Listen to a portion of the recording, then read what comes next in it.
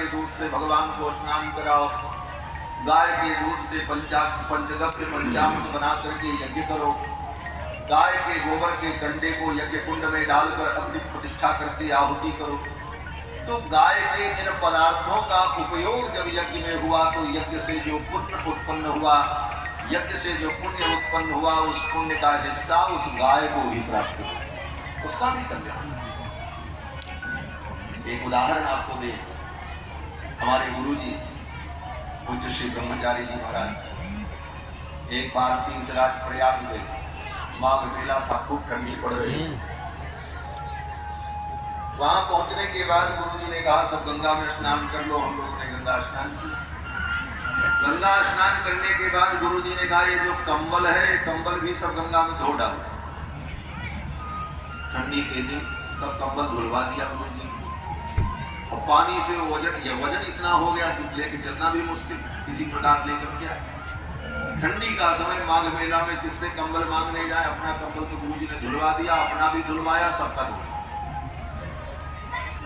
आने के बाद गुरुजी ने कहा इन कंबलों को भी गंगा जी में क्यों धुलवाया जानते हो? तुमने कहा नहीं। गुरुजी ने कहा देखो,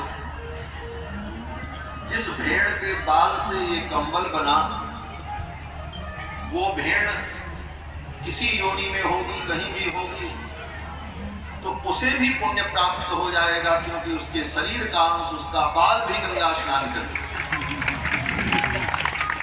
जिस गंगा की इतनी महिमा है कि भगीरथ के पुरखे जो कपिल मुनि के साप से भस्म हो गए थे, उनकी केवल राख पड़ी थी, शरीर भी नहीं, शरीर की राख केवल। और सैकड़ों वर्ष बाद गंगा जब उस रास्ते से बही तो गंगा में वो राख मिल गई। उसका परिणाम बोले भगीरथ के उन पुरखों को मुक्ति की प्राप्ति।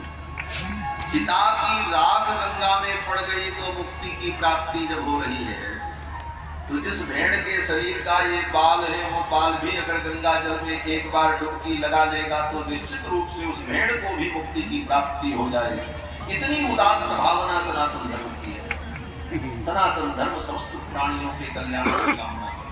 सर्वे भवन्तु सुखिनः, सर्वे सन्तु निरामयाः, सर्वे भद्राणि पश्यन्तु, मां कश्चित् दुःखभाग्। स्वस्ति प्रजाभ्यः परिपालयन्तां न्यायेन मार्गेण महीं महिषाः, गो ब्राह्मणेभ्यः शुभमस्तु नित्यं, लोकाः समस्ताः सुखिनो भवन्तु। संपूर्ण सृष्टि को सुखमय बनाने की हम कामना करते हैं, यही सनातन। दुनिया के अन्य पंथ के लोग कहते हैं हम केवल दुनिया में रहें, बाकी सब मर जाएं, बाकी सबका कत्लेआम कर दो, हम रहें। क्यों? बोले बाकी लोग इस धरती पर रहने के लायक नहीं। लेकिन हमारा सनातन धर्म कहता सर्वे भवन्तु सुखिनः, सब सुखी हो।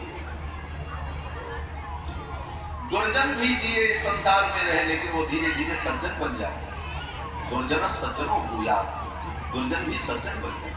हम ये कामना करते हैं, हम दुर्जन को मारने की कामना नहीं करते, दुर्जन को भी अपने विचारों से सज्जन बनाने की, ये सनातन बंधुओं, ऐसे पवित्र सनातन धर्म की ये परंपरा, जिस परंपरा में हम सभी लोग जुड़े हुए हैं।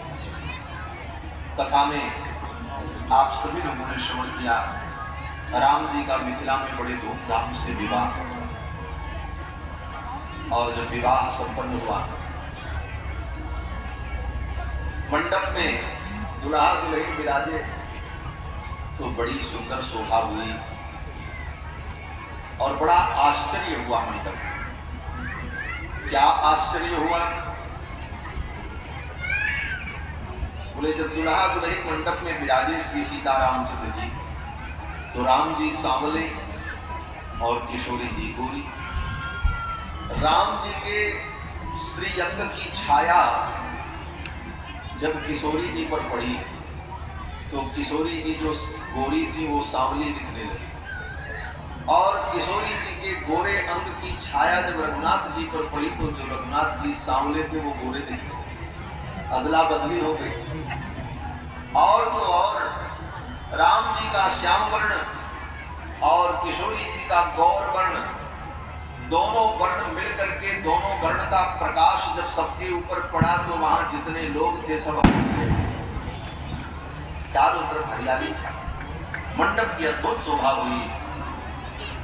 हमारे मिथिला के परम भावुक संत बक्सर के पूज्य महाराज श्री मामा जी की यह रचना है कि आज मंडप में अचरज अथोर भइले